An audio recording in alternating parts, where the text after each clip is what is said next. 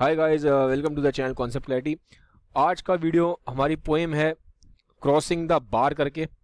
ठीक है, बहुत ही मैं बोलूँगा ये एक अच्छी पोएम है और बहुत ही डीप मीनिंग है इस पोएम का। डेथ के ऊपर है ये पोएम, ठीक है, डेथ के ऊपर है।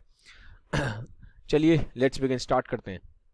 पहले देख लेते हैं इस पोइट के बारे में। पोइट जो ऑथर हैं कौन है? पोइट हैं जिसके एल्फ्रेड लॉर्ड टेनिसन। अब ये पोएम इन्होंने लिखी क्यों है, इसका मतलब क्या है, क्रॉसिंग द बार का थोड़ा सा ये जान लेते हैं, बैकग्राउंड समझते हैं। देखिए, ये पोएम इन्होंने लिखी थी तब ये इनकी एज हो गई थी 80s में थे। ठीक है, अब आप सोच लो 80 साल के ऊपर के थे ये, तो काफ़ी बूढ़े हो चुके थे, बुजुर्ग थे। इनको कोई बीमारी हो जाती है और उस बीमारी से ठीक होते हैं। तो जब ये बीमारी से ठीक होते हैं तो उनको एहसास होता है डेथ मेरे काफ़ी करीब है। तो इनको डेथ का ना एक गहरा एक एहसास होता है। जो डेथ होती है उसके बारे में सोचना शुरू करते हैं, उन्हें लगता है कि अब मेरी मौत करीब है। ठीक है, तो ये पोएम लिखी थी, उसके 3 साल बाद ये मर जाते हैं। अब ये पोएम में ये बता रहे हैं, जो अब देखो आप समझ में आएगा बार क्या है, मतलब ये बार की बात क्यों कर रहे हैं। बार एक्चुअल में यहाँ पे सैंड बार है। ये जो बार की बात कर रहे हैं ये सैंड बार है। सैंड बार क्या होता है? ऐसा होता है, मिट्टी होती है सब जगह, पानी के पास का एरिया होता है, मिट्टी मिट्टी होती है, समुद्र के पास का एरिया। ठीक है, समुद्र के पास का एरिया, सी के। तो सैंड बार जनरली इस पोइम में जो बता रहे हैं, पोएट ही कह रहे हैं, एक साइड पे सी है, एक साइड पे है रिवर और बीच में है मिट्टी, जिसको ये बोल रहे हैं सैंड बार। अब रिवर को इन्होंने सिग्निफाई किया है लाइफ से और सी को कह रहे हैं डेथ से। ठीक है, तो अभी पोएट जिंदा है, पोएट यहाँ पे है। पोएट कहाँ है? ये पोएट है, पोएट अभी जिंदा है। अब पोएट कह रहा है लेकिन मैं मरने वाला हूँ। पोएट कहता है मुझे लाइफ डेथ अपनी दिखाई दे रही है, 80 से ऊपर साल का है, बुजुर्ग हो चुका है, इसे लगता है कि डेथ इसके क्लोज आ रही है। अब लेकिन जब डेथ तक इसे पहुंचना है, अभी ये इस साइड पे है, तो इसको ये बार क्रॉस करना पड़ेगा, ये छलांग लगानी पड़ेगी, इसको जंप करना पड़ेगा, इसको क्रॉस करना पड़ेगा, इस बीच वाले बार को। लाइफ में और डेथ में वो कह रहे हैं बीच में एक बार है और मुझे करेज करके, मुझे हिम्मत करके ये बार को क्रॉस करना है। ठीक है, तो इसी के ऊपर ये पूरी पोएम है। इन्होंने रिफ्लेक्ट किया है लाइफ के ऊपर, डेथ के ऊपर रिफ्लेक्शन है। फिर ये बताते हैं कि मुझे इतना करेज चाहिए कि मुझे इस बार को क्रॉस करना पड़ेगा। एक बीच में बार है लाइफ और डेथ के बीच में। ठीक है, तो ये मतलब है क्रॉसिंग द बार का। ठीक है, चलिए अब थोड़ा सा हम पोएम देखते हैं। ये देखो, ये भी मैंने एक थोड़ी सी क्लोज आपको दिखाई है पिक्चर कि सैंड, ये जो बार है, बार कैसा होता है, ये सैंड बार है। देखो मिट्टी मिट्टी है, एक साइड पे आप समझ लो यहाँ पे ये रिवर है और इस साइड पे समुद्र है। ठीक है, रिवर छोटी होती है, समुद्र बड़ा होता है। ठीक है, तो यहाँ पे इनकी ये इधर खड़े हैं लाइफ साइड पे, इधर डेथ है, तो इन्हें इसको क्रॉस करना है, तब ये इधर पहुंचेंगे। अब ये क्या कह रहे हैं स्टार्टिंग में, sunset and evening star and one clear call for me. ठीक है, अब देखो ये किसको पोएट कह रहा है कि जो सन है, सन तो डूब चुका है। ठीक है, सनसेट जो सन है वो डूब चुका है, इवनिंग स्टार भी ये सन को रिफ्लेक्ट कर रहे हैं। तो ये कह रहे हैं कि सन डूब चुका है और one clear call for me, मुझे एक पुकार आ रही है। अब एक्चुअली मतलब क्या है कहने का, देखो सनसेट का मतलब होता है, एक तरीके से बोल रहे हैं कि जो इनकी लाइफ है वो खत्म हो रही है और डेथ इनकी क्लोज आ रही है। इसका कहने का मतलब ये है, कहते हैं जो मेरी जिंदगी का जो सूरज है वो डूब चुका है। मैंने बोला था ना ये डेथ के ऊपर पोएम है पूरी, ये अपनी डेथ को रिफ्लेक्ट कर रहे हैं, डेथ के बारे में सोच रहे हैं। वो कह रहे हैं, पोएट कह रहा है कि मेरी जिंदगी का जो सूरज है वो डूब चुका है। ठीक है, तो यहाँ पे सनसेट का मतलब इनका यहाँ पे है कि सूरज डूब रहा है, मतलब इनकी जिंदगी का सूरज डूब रहा है, ये कह रहे हैं पोएट। वो कह रहे हैं मेरी जिंदगी का सूरज डूब रहा है, डेथ मेरे क्लोज है और एक मुझे पुकार आ रही है। पुकार कहां से आ रही है? वो जो डेथ की पुकार है। ठीक है, वो जो दूसरी दुनिया है डेथ वाली, वो उनको पुकार रही है, इनकी डेथ क्लोज है, ये मतलब है कहने का। And may there be no moaning of the bar when I put out to sea. मतलब क्या यहाँ पे वो कह रहे हैं कि कोई रोना धोना नहीं होना चाहिए। मोर्निंग ऑफ द बार का मतलब क्या है? ये देखो मैंने बोला था ना आपको, ये बार है, ये बार है सैंड का बार। वो कह रहे हैं कि जब मैं इधर से इधर जाऊंगा, जब मैं मरूंगा, तो ये जो बार है बीच में, ठीक है, मोर्निंग ऑफ द बार का मतलब ये कह रहे हैं कि जब मेरी मौत होगी तो उस पर कोई रोना धोना नहीं होना चाहिए। मेरी जो डेथ है वो पेनफुल नहीं होनी चाहिए, कोई रोना धोना ना हो मेरी डेथ पे। ठीक है, मोर्निंग ऑफ द बार का मतलब यही है कि जब ये मरेंगे, लाइफ से डेथ की तरफ जाएंगे, इस बार को क्रॉस करेंगे, तो कोई रोना धोना नहीं होना चाहिए, मेरी डेथ कोई पेनफुल नहीं होनी चाहिए। When I put out to sea, ठीक है, तो यही है ना, जब ये बार को क्रॉस करेंगे, पुट आउट टू सी का मतलब ये इधर की तरफ जाएंगे। इधर की तरफ क्या है? सी की तरफ क्या है? सी को किससे ये पोइम में इन्होंने दिखाया है, ठीक है, सी का मतलब इनका डेथ है यहाँ पे, ठीक है, बार का मतलब ये जो बीच का हिस्सा है लाइफ और डेथ का, ठीक है। तो वो कह रहे हैं जब when I put out into sea, जब मैं मरूं इधर की तरफ जाऊं, जब मैं लाइफ से डेथ की तरफ जाऊं, तो बीच में कोई रोना धोना नहीं होना चाहिए, ठीक है। कोई मेरी डेथ जो है वो पेनफुल नहीं होनी चाहिए, ठीक है। ज़्यादा जैसे मोस्टली क्या होता है, डेथ हो जाती है तो हम बहुत परेशान होते हैं, रोते हैं, ठीक है, बहुत पेनफुल होती है, वो कहते हैं मेरी डेथ पेनफुल ना हो, ठीक है। तो ये मतलब है, but such a tide as moving seems asleep too full for sound and foam. वो कह रहे हैं, मतलब यहाँ पे भी इनका यही है बार बार कहने का, वो कह रहे हैं कि जो टाइड से मतलब क्या, अभी यहाँ पे टाइड का मतलब यहाँ पे इनका ये है करेज, ठीक है। वो कह रहे हैं कि मेरे को ना करेज चाहिए। करेज क्यों चाहिए? क्योंकि यहां से इधर की तरफ इधर क्रॉस करने के लिए, ठीक है, इन्हें क्या चाहिए, इन्हें चाहिए करेज। इसको जंप करना है, क्रॉस करना है बार को, तो डेथ को एक्सेप्ट करना आसान नहीं है। वो कह रहे हैं मुझे डेथ को एक्सेप्ट करने के लिए मुझे क्या चाहिए, मुझे करेज चाहिए। तो टाइड का मतलब यहाँ पे इनका करेज से, ठीक है। Too full for sound and foam, मतलब क्या है, वो कह रहे हैं कि मैं डेथ को एक्सेप्ट करूंगा, मुझे कोई बहुत ज़्यादा इतना रोना नहीं है, ठीक है, वो पार्ट ऑफ लाइफ है, वो पार्ट ऑफ रियलिटी है, हमें इसे एक्सेप्ट करना चाहिए। तो मैं करेज लेके आऊँगा अपने अंदर, मैं इसे क्रॉस करूँगा बार को, और मैं अपनी डेथ को एक्सेप्ट करूँगा, ठीक है। फिर कहते हैं when that which due from out the boundless deep turns again home. अब क्या कह रहे हैं देखो ये कह रहे हैं, अब एक्चुअली में देखो यहाँ पे इन्होंने क्या करा है, ये इनका कहने का मतलब है, देखो क्या होता है कि जैसे सन है, ये पानी है, सॉरी नीचे है, तो पानी क्या होता है, पानी ऊपर जाता है, धूप पड़ती है पानी ऊपर चला जाता है, ठीक है, इवेपोरेट हो जाता है, फिर यहाँ पे क्लाउड बन जाता है, क्लाउड बनता है नहीं बनता है, फिर वापस बारिश हो जाती है, फिर वापस पानी इसमें आ जाता है, पानी नीचे की तरफ आ जाता है। भाई यहाँ पे मान लो समुंदर है, समुंदर का पानी ऊपर जाएगा, इवेपोरेट होगा गर्मी में, क्लाउड बन जाएगा, फिर ज़्यादा गर्मी हो जाएगी तो वापस बारिश हो जाएगी, नीचे पानी आ जाएगा, ठीक है। तो ये यहाँ पे ये कह रहे हैं, वो कह रहे हैं कि मैं भी जैसे उन्होंने बोला पानी ऊपर जाता है और फिर वापस वहीं आ जाता है, ऐसे ही मेरा भी टाइम हो गया है, तो जहां से मैं आया था मैं उसी दुनिया में वापस जा रहा हूं।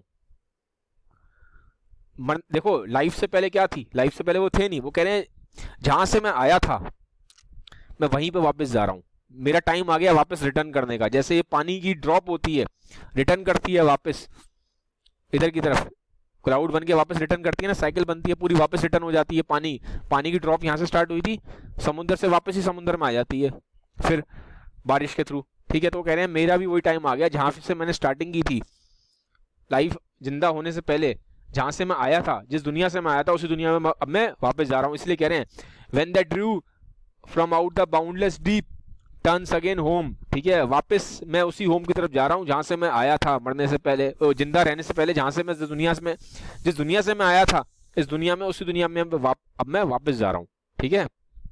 ये मतलब है इनका। Twilight and evening bell and after that the dark. अब देखो ट्वाइलाइट हो रही है, वो कह रहे हैं कि स्टार्टिंग कहाँ से की थी इन्होंने कि सनसेट हो गया था, वो कह रहे हैं सनसेट भी हो गया, मतलब मेरी जिंदगी का सूरज डूब भी गया, अब ट्वाइलाइट का टाइम है। ट्वाइलाइट कब होता है, जब सन डूब जाता है, तो उसके बाद आप देखोगे डस्क का टाइम होता है, जब सन डूब जाता है तो उसके टाइम पे डस्क का टाइम होता है, जो डस्क का टाइम होता है वही ट्वाइलाइट होता है। बिल्कुल अंधेरा होता नहीं है, अंधेरे से थोड़ा सा, सन डूब चुका है और अंधेरे से थोड़ा सा पहले का टाइम है, उसको डस्क के टाइम को ट्वाइलाइट बोलते हैं, ठीक है। तो कह रहे हैं twilight and evening bell and after that the dark. वो कह रहे हैं कि अब मेरी जिंदगी का सूरज धीमे धीमे डूबा, और अब सूरज तो मेरी जिंदगी का डूब गया, लेकिन अब मैं बीच में हूं, ठीक है, अभी मेरी डेथ हुई नहीं है तो मैं बीच में हूं। तो अब क्या है, डस्क वाला टाइम आ गया है, सूरज मेरा डूब गया है, अंधेरा हुआ नहीं है, अभी मैं बीच में हूं, डस्क वाले टाइम में हूं। अब इसके बाद जब ये टॉयलेट खत्म हो जाएगी, जब ये डस्क का टाइम पीरियड खत्म हो जाएगा, उसके बाद सब डार्कनेस ही डार्कनेस है। डार्कनेस मतलब क्योंकि डेथ हो जाएगी, तो डेथ को यहाँ पे वो डार्कनेस से डिनोट कर रहे हैं, ठीक है। डेथ को किससे डिनोट कर रहे हैं, डार्कनेस से। वो कह रहे हैं जब अभी मैं मरा नहीं हूं, सूरज भले ही मेरी जिंदगी का डूब रहा है, डूब चुका है, लेकिन अभी मैं डस्क वाले पीरियड में हूं, और जैसे ही मेरा डस्क वाला पीरियड एंड होगा, टॉयलेट वाला पीरियड एंड होगा, तो क्या हो जाएगा, आगे डार्कनेस आ जाएगी, आगे डेथ आ जाएगी। इन्होंने डार्कनेस को डेथ से रिफ्लेक्ट किया है, डिनोट किया है, ठीक है।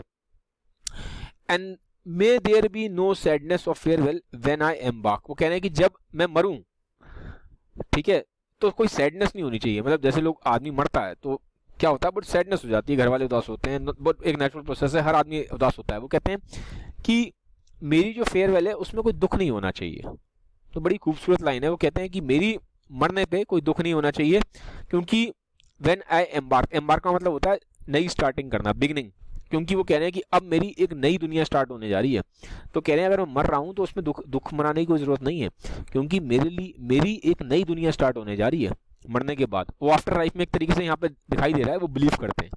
ठीक है, ये क्रिश्चियन थे और यहाँ पे ये चीज़ दिखाई दे रही है कि ये आफ्टर लाइफ में बिलीव करते हैं। ठीक है, इनका यहाँ पे एक रिलीजियस बिलीफ दिखाई दे रहा है कि कहते हैं कि मेरे मरने पे दुखी आपको होने की जरूरत नहीं है, क्योंकि मैं एक नई दुनिया स्टार्ट करने जा रहा हूँ। मैं मरने के बाद मेरी एक नई दुनिया स्टार्ट होगी, आफ्टर लाइफ स्टार्ट होगी, आफ्टर लाइफ में बिलीव कर रहे हैं। ठीक है, फिर ये कहते हैं फॉर दो from out our born of time and place the flood में बियर मी फार। वो कह रहे हैं अब मैं एक ऐसी दुनिया में जा रहा हूँ जहाँ पे टाइम और प्लेस के बियॉन्ड है। देखिए, टाइम प्लेस ये सब क्या है, ये इसी दुनिया के हमारे नोटेशंस हैं। हम बोलते हैं कि ये टाइम हो रहा है, ये प्लेस है। ठीक है, तो एक्चुअल में देखिए, आप देखिए सारे रिलीजन्स में आफ्टर लाइफ को माना जाता है। ठीक है, दुनिया के सारे रिलीजन्स में कोई भी रिलीजन हो आफ्टर लाइफ को मानते हैं। ठीक है, और आप देखिएगा स्टार्टिंग में तो आप देखेंगे बहुत लोग कहते हैं कि मैं भगवान को नहीं मानता, मैं किसी चीज़ को नहीं मानता, लेकिन जैसे जैसे बुढ़ापा क्लोज आता है ना, लाइफ में आपके हार्डशिप्स आती हैं, लोग वापस भगवान को मानना और रिलीजन को मानना शुरू कर देते हैं। तो अब देखिए यहाँ पे क्या कह रहे हैं, एक होती है आफ्टर लाइफ। आफ्टर लाइफ मतलब वही डेथ के बाद की लाइफ है। ठीक है, एक होती है जब हम जिंदा होते हैं, जब हम अलाइव होते हैं, ये लाइफ होती है। तो जब हम जिंदा होते हैं तो हम बाउंड होते हैं टाइम से, प्लेस से और स्पेस से। इन तीनों चीज़ों से हम बाउंड हैं। लेकिन जैसे ही आप मर जाते हैं तो वो एक अलग ही दुनिया है, वो आपकी सोल की दुनिया है।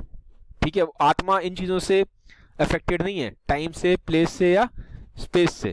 ये सारे के सारे हमें रिलीजियस टीचिंग्स में भी ये चीज़ समझाई जाती है कि जो आत्मा होती है वो टाइम से, स्पेस से या प्लेस से बाउंडेड नहीं है। ठीक है, वो वापस हम अपने क्रिएटर के पास चले जाते हैं, हम यूनिवर्स की पावर में मिल जाते हैं, हम हायर पावर के पास चले जाते हैं, और वो जो रेल्म है, वो जो डायमेंशन है, वहीं पर वो सोल का डायमेंशन है। ठीक है, वो गॉड का डायमेंशन है। ठीक है, तो वहाँ पे ये स्पेस टाइम नहीं है। तो ऑथर यहाँ पे कह रहा है कि मैं जा रहा हूँ बियॉन्ड टाइम और प्लेस के डायमेंशन में। ठीक है, और ये वो जो फ्लड है, फ्लड किस चीज़ का, ठीक है, किस फ्लड की बात कर रहे हैं, वो कह रहे हैं ये वाला जो फ्लड, जब मैं इधर से इधर जंप लगाऊंगा, बार को क्रॉस करूंगा, वो मुझे आगे तक लेके जाए। ठीक है, I hope to see my pilot face to face. Pilot का मतलब यहाँ गॉड से है। वो कह रहे हैं कि मैं मरने के बाद मैं चाहता हूँ कि मैं अपने ईश्वर से, ठीक है, यहाँ पे ये दिखाई दे रहा है कि ये एक गॉड को काफ़ी मानते हैं, रिलीजियस हैं। ठीक है, वैसे इनका जो रिलीजन है वो, ये क्रिश्चियन थे और ये गॉड में बिलीव करते हैं। ठीक है, ये हमें इस पोइम से साफ साफ नज़र आ रहा है, गॉड में इनका विश्वास है।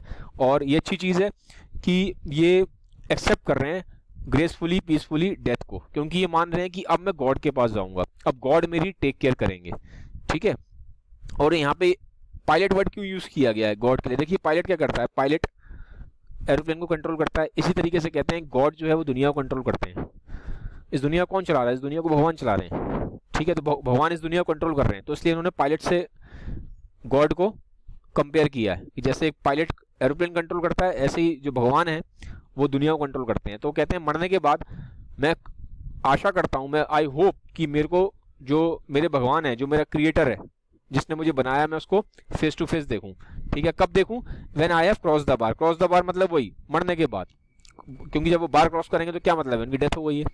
तो कह रहे हैं मरने के बाद मैं चाहता हूँ कि मैं भगवान से मिलूँ, उनके साक्षात दर्शन करूँ और फेस टू फेस उनसे मेरा मुलाकात हो। ठीक है, तो इस तरीके से यहाँ पे इन्होंने इस पोइम में डेथ को रिफ्लेक्ट किया है। यहाँ पे दिखा रहे हैं कि इस पोइम में ये भी दिखाया गया है कि डेथ को उन्होंने बहुत पीसफुली एक्सेप्ट किया है। ठीक है, और इससे डेथ से कोई ऐसा घबरा नहीं रहे, और ये बोल रहे हैं कि कोई सैडनेस भी नहीं होनी चाहिए मेरे मरने पे। ठीक है, तो ये करेज भी दिखा रहा है कि एक करेजियस पोइट है। और फिर इसमें हमें इनका बिलीफ दिखाई दिया है आफ्टर लाइफ में, भगवान में, और एक रिलीजियस बिलीफ भी सामने आता है। तो गाइस, ये थी पोएम। अगर आपको अच्छी लगी है तो काइंडली सबके साथ शेयर जरूर करिएगा। Have a nice day, bye bye, take care.